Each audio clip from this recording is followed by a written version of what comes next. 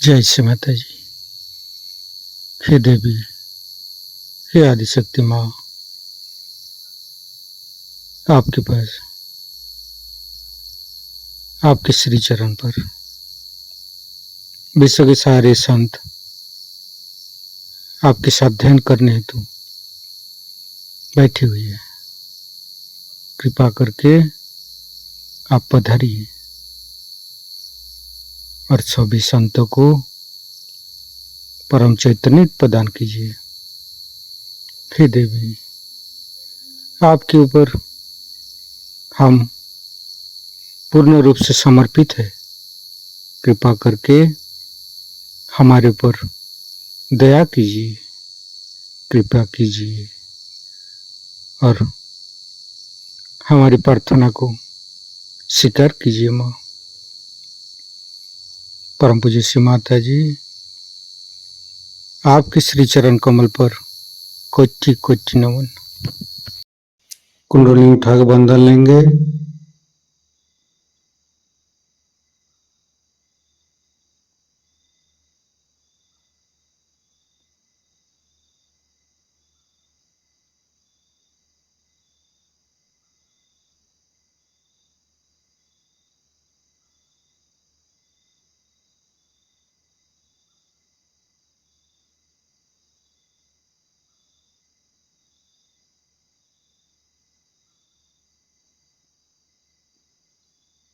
तीनों महामंत्र। ओम तमेव साक्षात् श्री महालक्ष्मी महासरस्वती महाकाली त्रिगुणात्मिका कुंडली साक्षात् श्री आदिशक्ति माता जी श्री निर्मला देवी नमो नमः। ओम तमेव साक्षात् श्री कल्की साक्षात् श्री आदिशक्ति माता जी श्री निर्मला देवी नमो नमः। ओम तमेव साक्षात् श्री कल्की साक्षात् श्री सहस्रार स्वामिनी मोक्ष प्रदायिनी माता जी श्री निर्मला देवी नमो नमः। गणेश मंत्र। ओम तमेव साक्षात् श्री गणेश साक्षात् श्री आदिशक्ति माता जी श्री निर्मला देवी नमो नमः। दोनों हाथ खुला हुआ परम पूज्य श्री माता जी के सामने।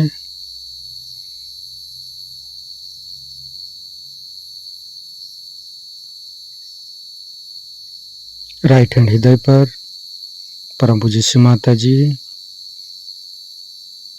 कृपा करके आप हमारे हृदय पर आइए और हमारे हृदय को स्वच्छ कर दीजिए। सच हृदय कमलासन पर आपके श्री चरण को स्थापित कीजिए। माँ, आपकी श्री चरण की शीतलता हमारे हृदय पर प्रदान कीजिए। माँ, परम पूज्य श्री माता जी, हम अज्ञानी हैं।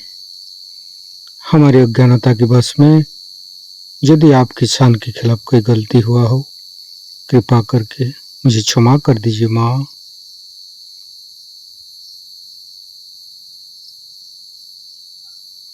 दोनों हाथ श्री माता जी की तरफ।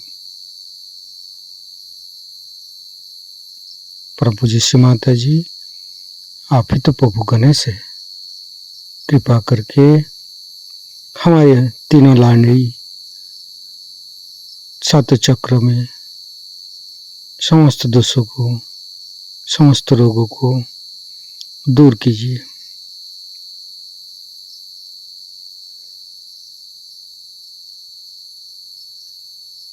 गणेश जी का मंत्र लेंगे। ओम तमेव साक्षात श्री गणेश साक्षात श्री आदि शक्ति माता जी श्री निर्मला देवी नमो नमः। संपूर्ण चित्त मध्य मूलाधार पर रखेंगे। गणेश गौरी माता के मंत्र लेंगे। ओम तमेव साक्षात श्री गणेश गौरी माता साक्षात श्री आदि शक्ति माता जी श्री निर्मला देवी नमो नमः।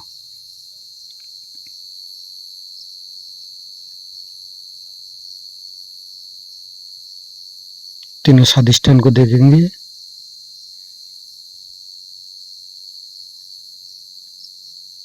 लेफ्ट स्वादिष्ठान, मध्य स्वादिष्ठान, राइट स्वादिष्ठान। संपूर्ण चित्त लिभार के पास रखेंगे।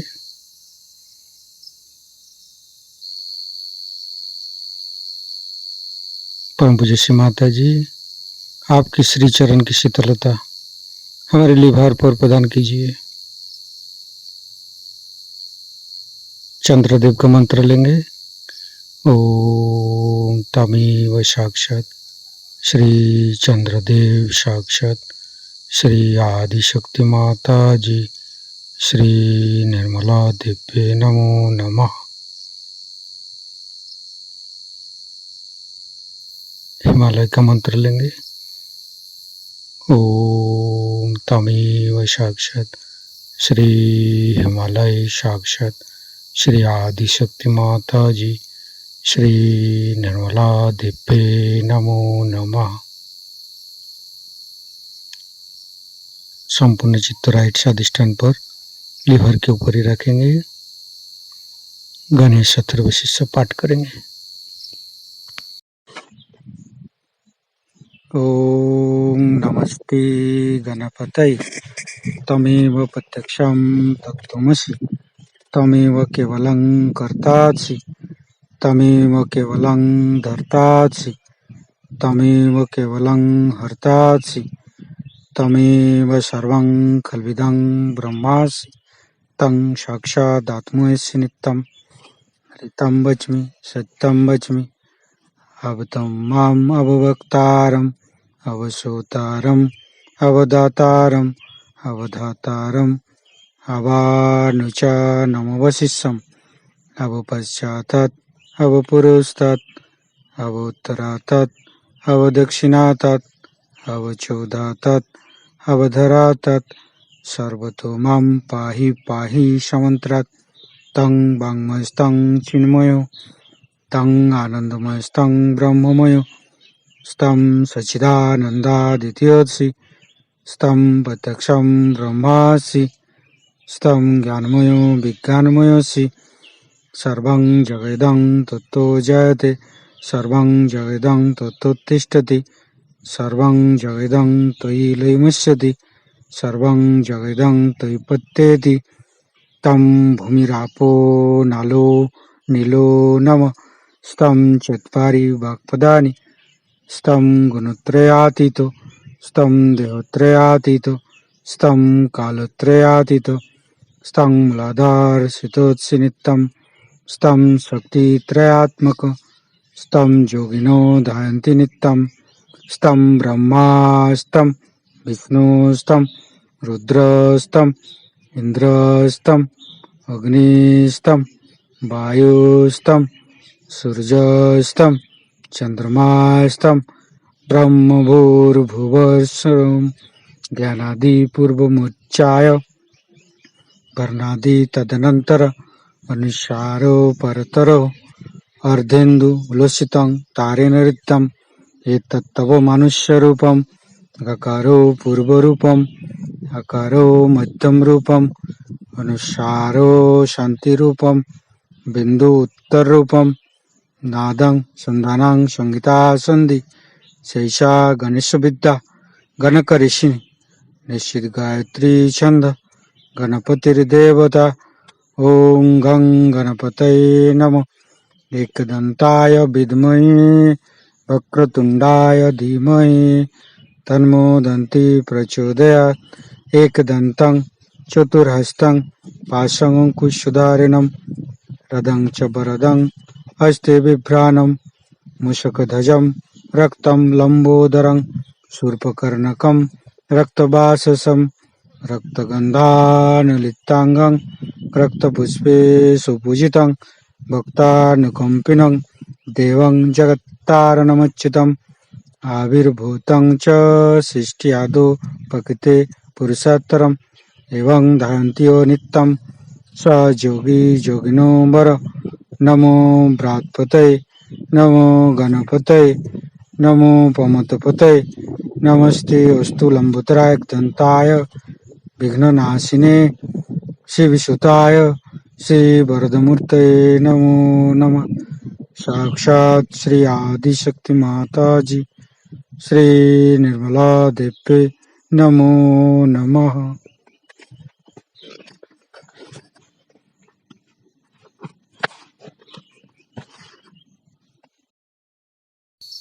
संपूर्ण चित्त लीवर के ऊपर ही रखेंगे।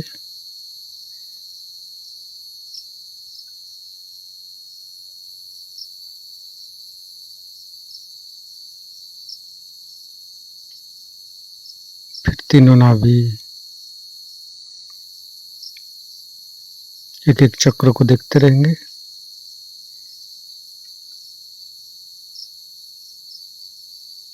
तीनों हृदय,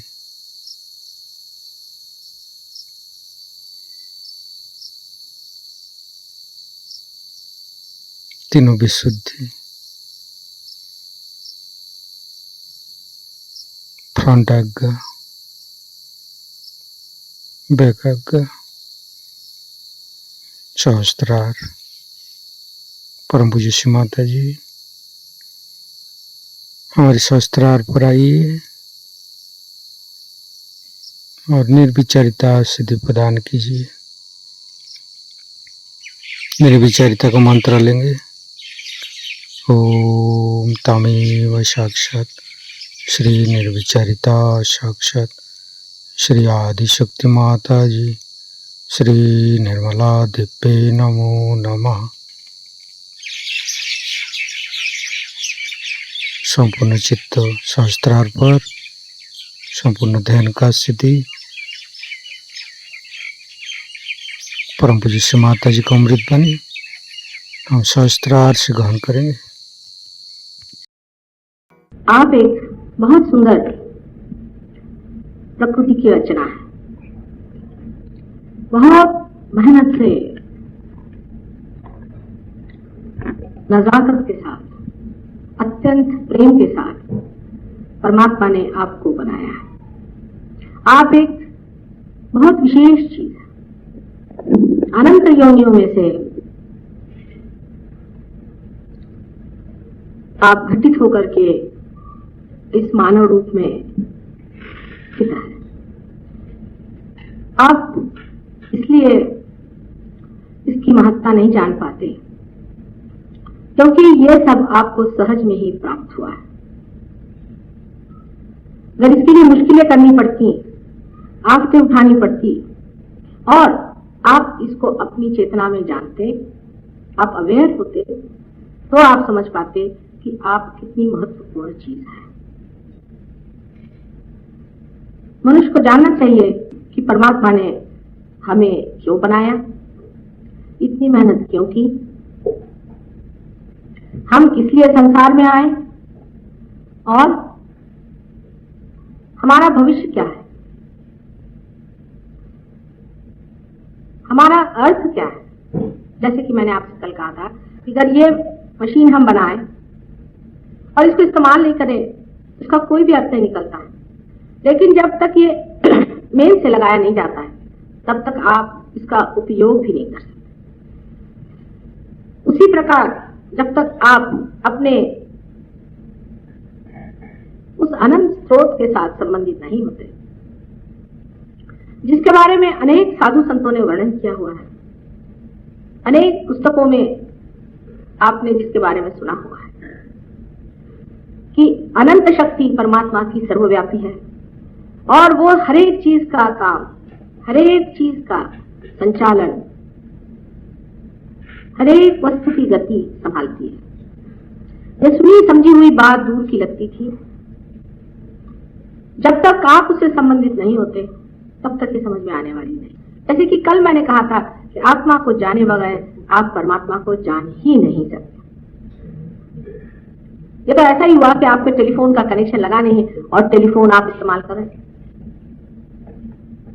जो कुछ आप धर्म के नाम पर आज तक करते रहे वो इसी तरह का अंधाधुंध काम रहा है। ये आपको समझ में आ जाएगा एक बार आपका कनेक्शन लगने के बाद। जब तक आपका कनेक्शन नहीं लगा है तब तक ये प्रश्न बना रहेगा। अब हम क्या हैं, हमारे अंदर कौन सी व्यवस्था परमात्मा ने की है और किस मशीन के कारण, किस तंत्र के कारण हम उसको प्राप्त होंगे, इसके बारे में आपको बताना चाहती हूँ। ये विषय बहुत ही क्लिष्ट है।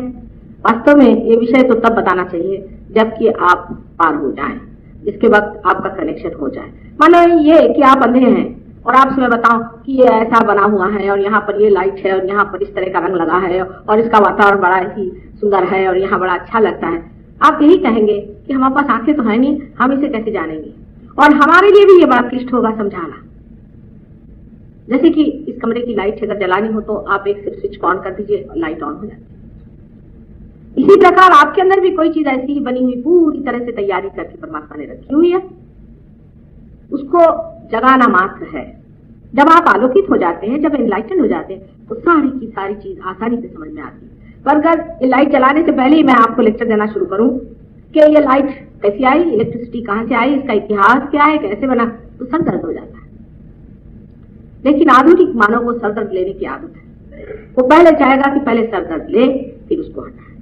उसको कोई चीज आसानी से अगर मिल जाए तो वो बड़े आश्चर्य से पूछता है कि हमने तो पढ़ा है कुंडलिनी के बारे में कि वो तो बड़ी मुश्किल चीज है, वो तो हजारों वर्ष में होती है, वो तो बड़ी मुश्किल चीज है और उसमें आदमी को ये करना पड़ता है, वो करना पड़ता है। तो इस पे इतना ही कह सकते हैं कि भाई हो सकता है कि हम इसके माहिर, हम इसे जानते हैं और कुछ विशेष बात हमारी है ही जिसके कारण हम इसे आसानी से कर देते हैं और बहुतों का ऐसे हो चुका है। इतना ही नहीं, जब आपका भी अंतर्योग स्थापित हो जाएगा, जब आप भी इसे प्राप्त होंगे तो आप भी दूसरों की जोत जला सकते हैं बहुत आसानी। तो बहुत से लोग हमने देखा है, खासकर इस बम्बई शहर में, पार होने के बाद फिर कोई प्रयत्न नहीं करते, कोई आगे नहीं बढ़ते। इस बम्बई शहर में एक तरह की इनर्शिया, जड़वाद इसको पकड़े हुए है। इसके बारे में मैंने कल कहा था, आप भी सब मुंबई शहर में रहते हैं, इसलिए मैं आपसे कहना चाहूंगी कि अति सूक्ष्म यह संवेदना है, अति सूक्ष्म घटना है।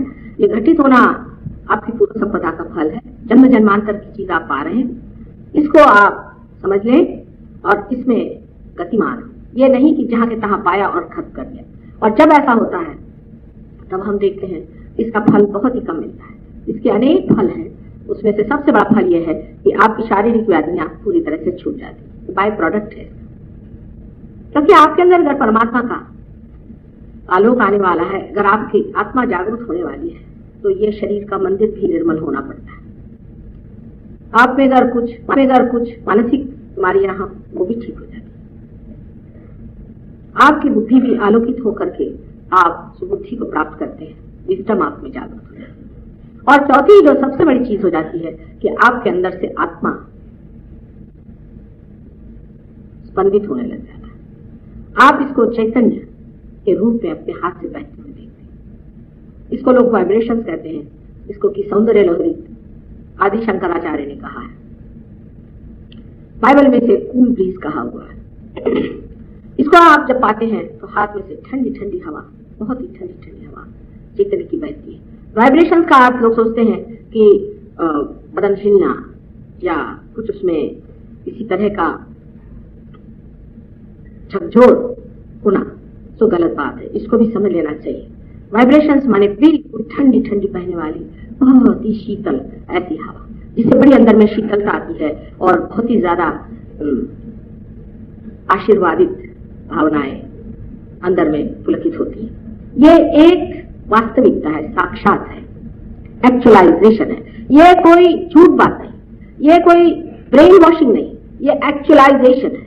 इसमें आप वास्तविक में से पाते हैं और ये चीज आपके अंदर घटित होना एक अत्यावश्यक चीज है।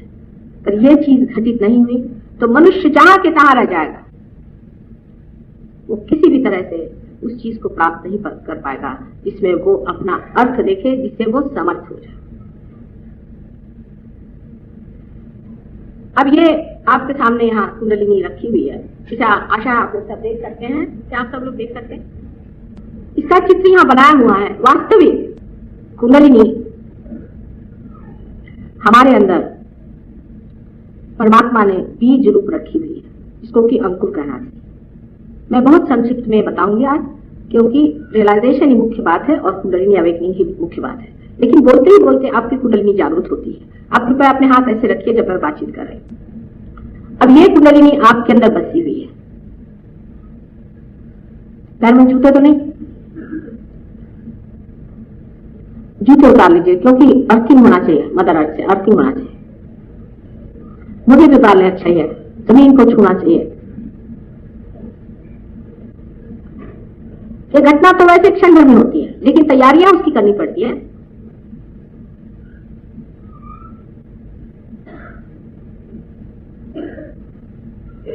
आराम से जरा बैठे, थोड़ा टाइम अपने लिए दीजिए और आवाज नहीं करें, बिल्कुल भी नहीं, शांतिपूर्वक बैठे।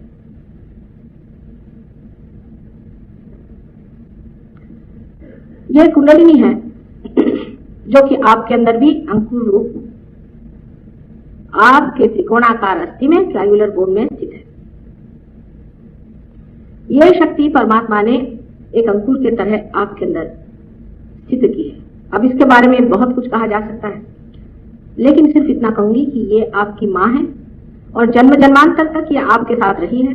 और आपने आज तक जो कुछ किया, आपका जो कुछ भव है, भूत है, उसका सारा टेप इसके अंदर लिखा हुआ है, सारा माइक्रोस्कोपिक टेप इसके अंदर। आप इसको ठगा नहीं सकते। और ये नोट करती जाती है कि आपकी क्या संपदाएं हैं, आपने क्या गलतियां की, क्या अच्छाई की, क्या आप में गुण है, क्या आप में दुर्गुण है, आपकी क्या खोज है। ये त्रिकोणाकार अस्थि में अत्यंत पवित्र आपकी माँ है। और उसके नीचे में जो चक्र है जिसे आप देख रहे हैं, ये गणेश जी का चक्र है। यह अपनी माँ गौरी, जिसको कि हम कुंडलिनी कहते हैं, उसकी रक्षा करने के लिए नीचे बैठे। माने जो आदमी पवित्र नहीं है वो कुंडलिनी का कार्य नहीं कर सकते।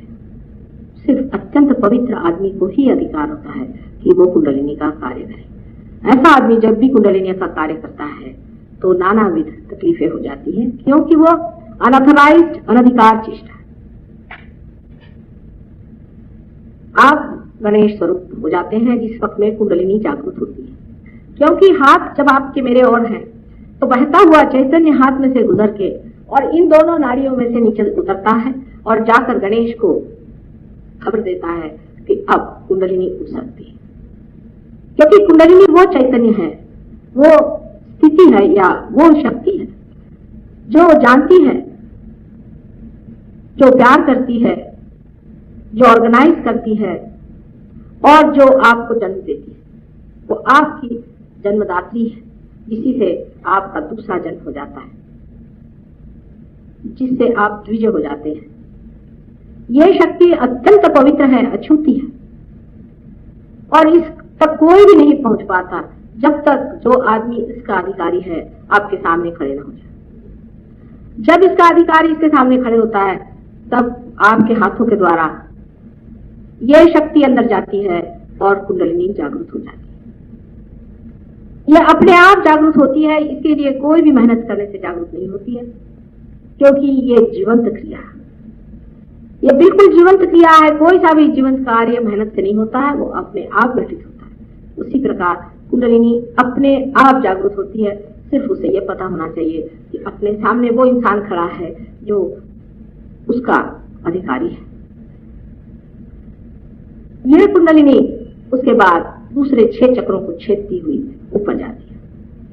उसमें से जो महत्वपूर्ण चक्र है वो नाभि चक्र है। हालांकि ये तीसरा चक्र माना जाता है, पर कुंडलिनी दूसरे चक्र को न छेदते हुए पहले तीसरे में जाती है, क्योंकि दूसरा चक्र नाभि से निकल के ऊपर घूमते रहता है। दूसरे चक्र से भी शक्ति को खींचा जाता है, उसमें से चित्त को खींचा जाता है। दूसरा जो चक्र स्वादिष्ठान है, उसमें आपका चित्त है, अटेंशन है।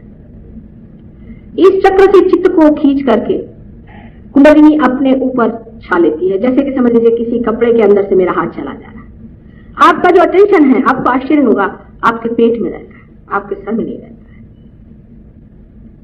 अटेंशन आपके पेट में रहता है, लेकिन ज्ञात अपने ब्रेन से होता है। वो किस प्रकार? वो भी स्वादिष्ठान चक्र की वजह से। वो बाद में बताऊंगी आपको, आज तो इतना ही बताऊंगी कि जो चित्त है उसे लेते हुए कुंडलिनी ऊपर उठने लगती है। उसके बाद स्वादिष्ठान चक्र जो है वो हमारे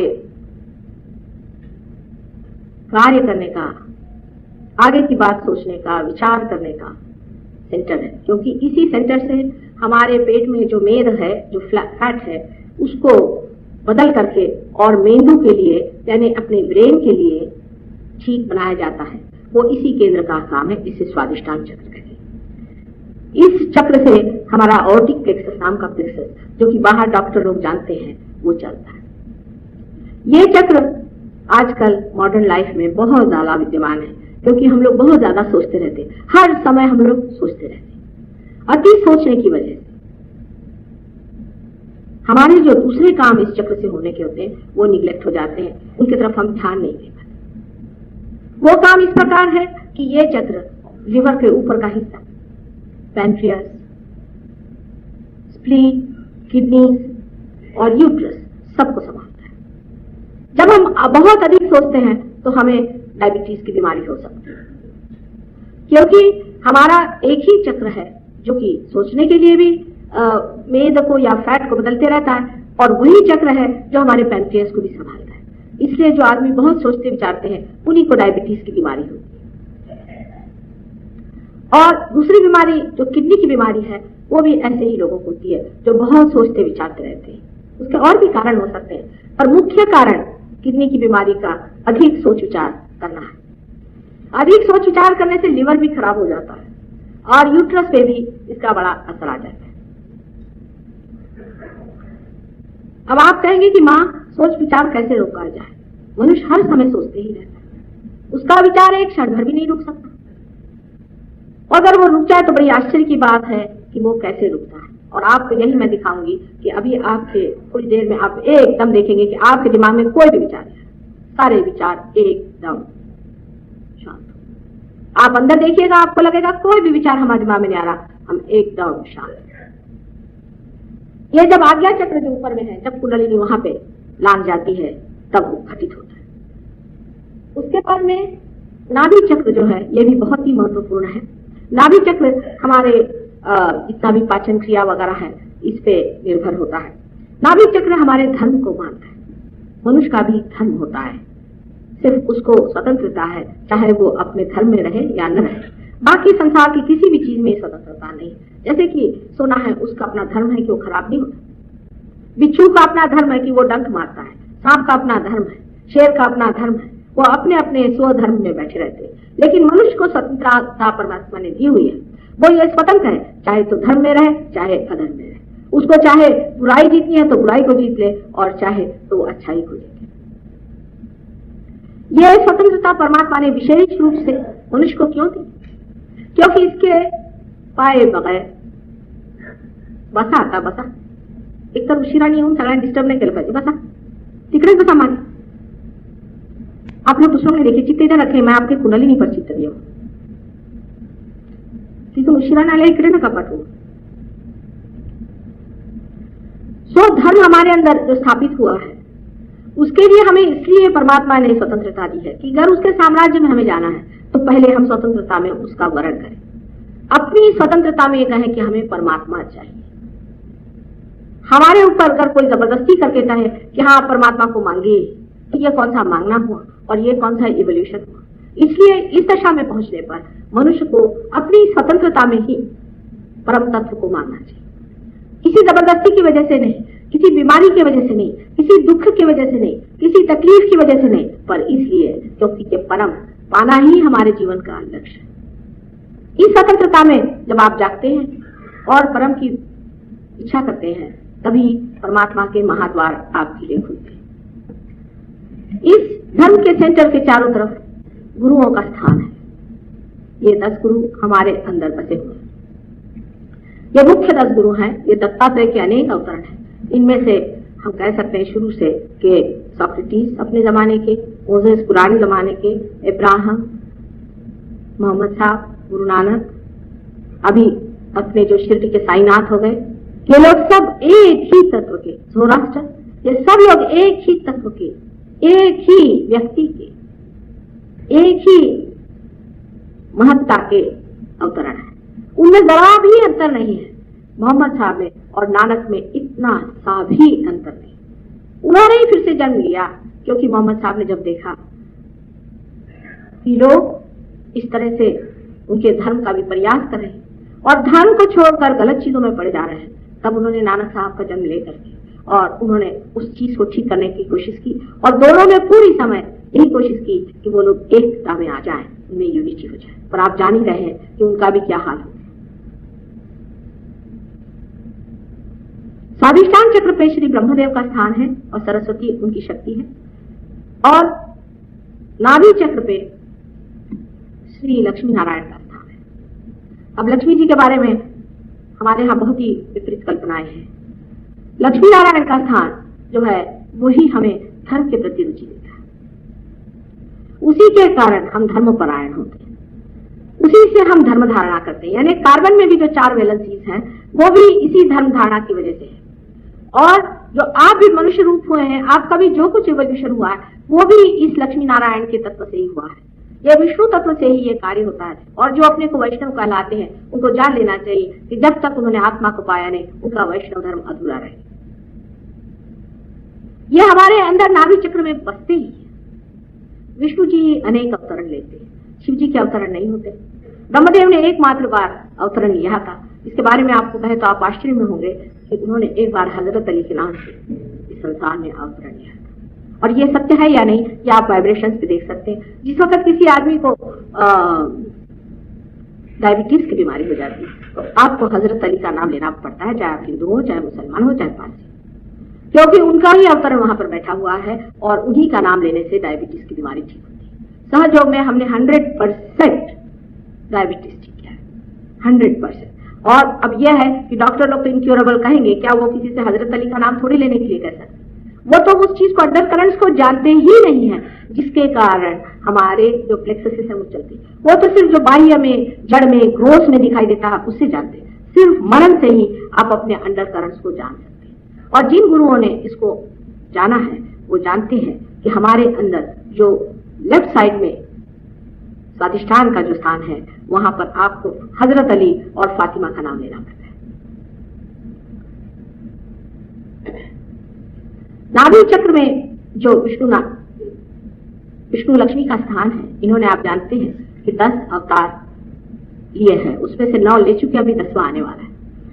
9 अवतरण में से उनके अधिकतर अवतार हमारे इवोल्यूशनरी है। माने पहले वो मछली के रूप में आए। आप जानते हैं कि जीव पहले समुद्र में हुआ था, उसके बाद मछली से वो कछुआ बन गए, और इस प्रकार ये इवोल्यूशनरी जो अलग अलग स्टेजेस हैं वो लक्ष्मी नारायण के इवोल्यूशनरी स्टेजेस के द्योतक है।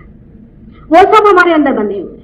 जो जो आज के संसार में होता है वो सारी हिस्ट्री हर एक मानव में बनी है। और मानव इसलिए सबसे ऊंचा है क्योंकि इसकी दशा सबसे ऊंची है।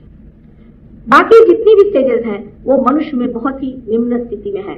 माने आप अब समझ सकते हैं कि नाभि के चारों तरफ जो भवसागर फैला है उसमें से जानवर निकल नहीं पाया, मानव सिर्फ निकल पाया है। जबकि हमारे यहाँ वामन अवतार हुआ, उसके बाद परशुराम जी का अवतार हुआ, उसके बाद श्री राम का अवतार हुआ। श्री राम का अवतरण तो इससे ऊपर का चक्र है, इसे हम हृदय चक्र कहते हैं। हृदय चक्र के राइट साइड में, बीचों बीच में नहीं, क्योंकि बीच की जो सुषुम्ना नाड़ी है जिससे आपका इवोल्यूशन होता है, वो सुषुम्ना नाड़ी पर उनको इसलिए नहीं रखा क्योंकि रामचंद्र जी ने अपने को अवतार नहीं माना था। उन्होंने अपने को मर्यादा पुरुषोत्तम मान करके और अपने को इस बीच के इवोल्यूशनरी या इसके उत्क्रांति के पथ से हटाकर अपने को अलग कर लिया। वो अपने राइट साइड में रहते हैं, या आपके पिता का स्थान है, या आप में जो पितृत्व है उसका स्थान है। अगर किसी आदमी ने आप किसी अपने पिता को सताया या तंग किया, तकलीफ दी हो, तो ये चक्र पकड़ता है। अब डॉक्टर लोग इसे मानते नहीं। इस चक्र पकड़ने से भी लोगों को ऐसी बीमारी होती है जिसमें बहुत जोरों में श्वास चलने लग जाता है और किसी भी तरह से श्वास नहीं रुकता। लोग कहते हैं कि माता जी ये तो इनक्योरेबल है, सालों से हमको बीमारी। ये पितृत्व का स्थान बदलने बिगड़ जाने के अनेक कारण होते हैं। जैसे आपके पिताजी की मृत्यु बहुत अर्ली हो गई, बड़ी सूक्ष्म चीज है। अब आपके पिता की जब मृत्यु अर्ली हो गई है, बहुत ऐसी उम्र में हो गई जब आप बहुत ही छोटे उम्र के थे, तो उनको आपकी फिक्र लगी रहती। कोई मरता नहीं, ये तो बात आप जानते ही हैं। उनका जीवात्मा तब आपके आसपास मंडराते रहता है, उसके कारण भी आपका ये राइट हार्ट पकड़ जाता है। आपको आश्चर्य होगा कि कितने लोगों की मैंने इस तरह से बीमारियां ठीक की है कि उनसे कहा कि अच्छा आप अपने पिता से कह दीजिए कि हम बिल्कुल ठीक हैं, बेफिक्र हो जाइए और हमारी फिक्र छोड़िए और आप फिर से जन्म लीजिए। इसी बात पर ये बात कहने से ही उनका ये चक्र छूट गया और उनकी एक बीमारी जो कि उनको सालों से चल रही थी, एक साथ को तो 25 साल से ये बीमारी थी और उनकी बीमारी ये बात कहने से ही छूट गई। उनको बड़ा आश्चर्य कि मैंने 5 मिनट में हमको क्यों अच्छा करें। अगर आप इसके अंदर करंट समझ लें तो बीमारी ठीक करना कोई विशेष चीज नहीं होती। अब ये चक्र खराब हो जाने से मनुष्य को ये ध्यान में लाना चाहिए कि हो सकता है कि आप पिता में भी आप में कोई दोष हो, कि कुछ लोग होते हैं अपने बच्चों से बहुत दुष्टता का व्यवहार करते हैं और बच्चों को पूरी तरह से देखते हैं, उनका ख्याल नहीं करते, उनका पितृत्व तो खराब होता है, तब भी ये चक्र पकड़ा जाता है। हम लोग डॉक्टरी में सिर्फ ऊपरी तरह से इंसान को देखते हैं और उनकी बीमारियों में, लेकिन उसको सम्यक यानी इंटीग्रेटेड हम नहीं देखते। मनुष्य सिर्फ शरीर मात्र नहीं, वो शरीर भी है, वो मन भी है, बुद्धि भी है, अहंकार भी है और आत्मा भी है। ये सारी चीज मनुष्य है। जब तक पूरी चीज को आप समझे ना, उसका संतुलन आप समझे ना, तब तक आप ये नहीं समझ पाएंगे कि ये बीमारी किस लिए है। उसकी राइट साइड में आप देख रहे हैं कि हार्ट का ऑर्गन है, लेफ्ट साइड में हार्ट का ऑर्गन है। हार्ट के ऑर्गन में हृदय, स्वयं हृदय का जो स्थान है, हृदय आत्मा होता है, इसमें आत्मा का स्थान है। आत्मा आपके हृदय में विराजमान है, यही आपका साक्षी है, यही क्षेत्रज्ञ है, यह आपके बारे में सब कुछ जानता है, लेकिन ये आपके कॉन्शियसनेस में नहीं। माने ये कि आप ये तो जानते हैं कि कोई आपको जान रहा है, लेकिन आप उसको कार्यान्वित नहीं कर सकते, वो आपके अंदर से स्पंदित नहीं है। मेडिकल टर्मिनोलॉजी में कहने के लिए होगा कि आपकी पैरासिम्पैथेटिक नर्वस सिस्टम आपके काबू में नहीं, उसको लोग ऑटोनॉमस नर्वस सिस्टम कहते हैं। माने ये कि स्वयं चालित है, लेकिन यह स्वयं क्या है? ये स्वयं कौन है? कौन आपके हृदय की गति को कम करता है?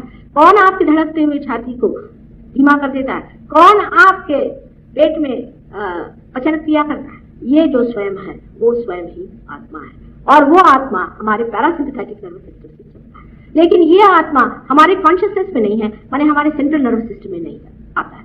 इसको सेंट्रल नर्वस सिस्टम में लाते ही अनेक रोग ठीक हो जाते हैं। जैसे हृदय का विकार है, आजकल हार्ट अटैक बहुत ही कॉमन बीमारी हो गई, लेकिन हार्ट अटैक क्यों आता है?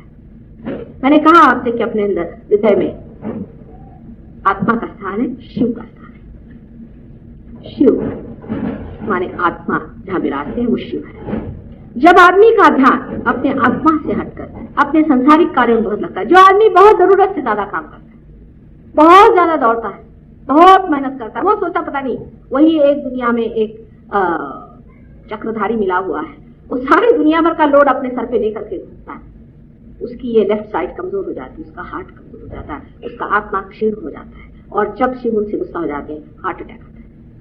नेचर का भी एक बड़ा भारी बैलेंसिंग प्रोसेस है। अगर आदमी जरूरत से ज्यादा काम कर रहा है, उसके शरीर को बहुत दौड़ा रहा है, उसकी जो राइट साइड है, जो पिंगला नाड़ी है, उससे बहुत कार्यान्वित है, तो उस वक्त परमात्मा ही ये व्यवस्था करते हैं कि उसका काम कुछ कम करे। उसको हार्ट अटैक इसलिए आता है। जो आदमी बहुत ज्यादा कार्य में संलग्न होता है, उसका ईगो बढ़ते जाता है। जैसे कि आपको दिखा रहे हैं, ईड़ा नाड़ी से ये कार्य होता है कि आपका ईगो बढ़ते बढ़ते बढ़ते एकदम बड़ा सा बबूरा यहाँ बन जाता है, फिर उसको होश नहीं रहता। वो सोचता है, आज एक साहब आए थे, वो मेरे सामने ऐसे ऐसे कांप रहे थे, उनको पार्किंसंस थी। मैंने कहा आपका परमात्मा में विश्वास है? कहले मेरा तो विश्वास है। मैंने आपको किसने बनाया? ये सारी सृष्टि किसने बनाई? बड़े आसानी से मनुष्य कहता कि हमारा तो परमात्मा में विश्वास है। ये बहुत ही बड़ी अहंकारी बात है। जो मनुष्य इस तरह से सोचता है उसको पार्किंसन की डिजीज होनी चाहिए, और होती है। अधिकतर हमने देखा, नास्तिक लोगों को अधिकतर हमने देखा है कि पार्किंसन की डिजीज। वजह यह है कि उनका आत्मा क्षीण हो जाता है और वो थर थर थर कांपने लगते हैं। मतलब ये है कि समझ लीजिए आप इस हॉल में बैठे हैं, अगर आप ये सोच रहे हैं कि ये हॉल में बैठे हुए हैं और इस हॉल का बोझा कम करने के लिए आप अगर कुछ कुर्सियां सर पे उठा लें तो इसका बोझा कम हो जाएगा, तो आपको लोग क्या कहेंगे?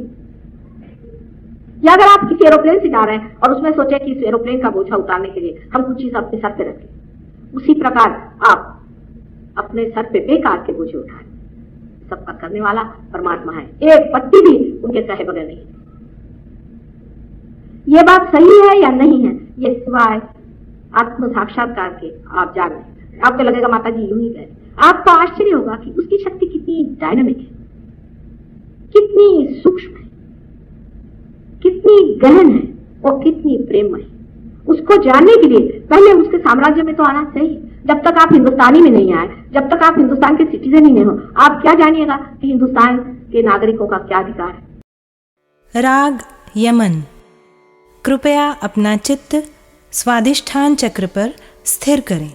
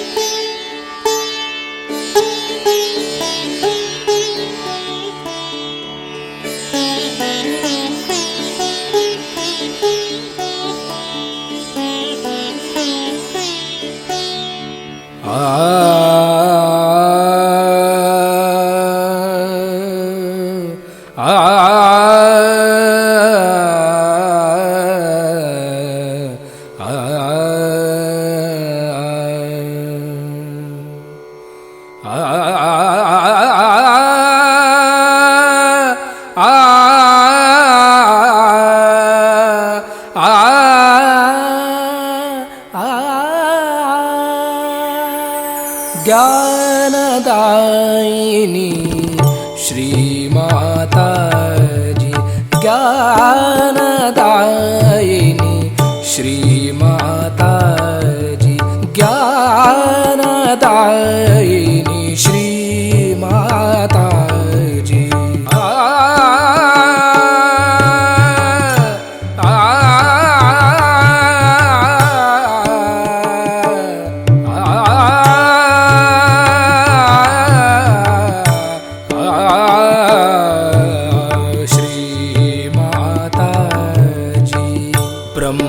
स्वरूपिणी मात सरस्वती, ब्रह्मस्वरूपिणी मात सरस्वती, ब्रह्मस्वरूपिणी मात सरस्वती, ज्ञानदायिनी श्री माता जी। पम गम पर पम गम पम गरे सा निरे ग गरे गम म गम पम गरे सा निरे गरे गम पम गम पद पम गम पम गरे गरे सा।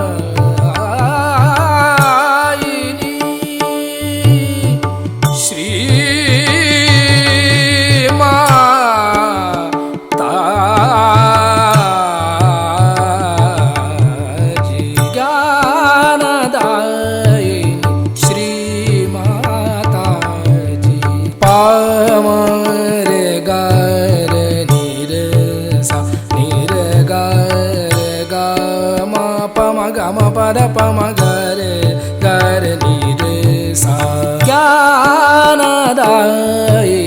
श्री माता जी।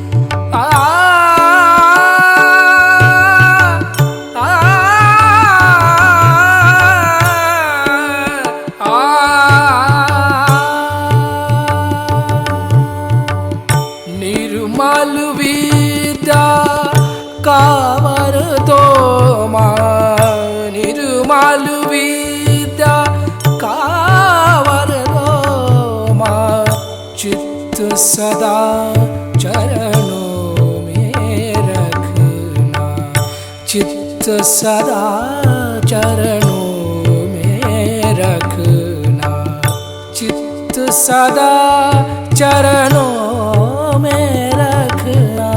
ज्ञानदायिनी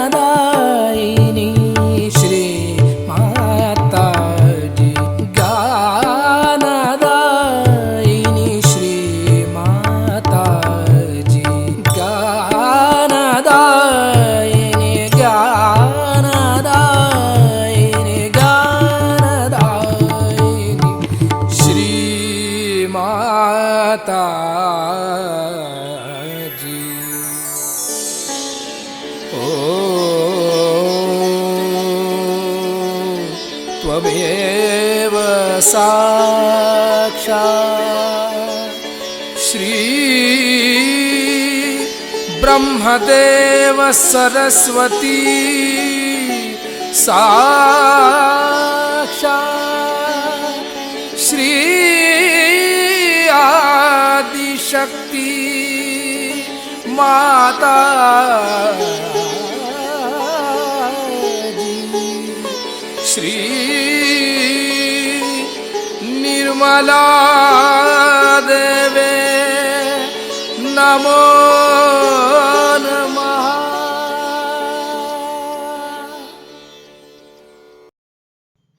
इसी ध्यान का स्थिति, निर्विचारिता स्थिति, परम चैतन्य का अनुभव करते हुए परम पूज्य श्री माता जी, आज का ध्यान आपने करा के हम सभी को जो परम चैतन्य का अनुभव कराया, इसके लिए मैं आपको कोटि कोटि नमः। कुंडली उठा के बंधन लेंगे।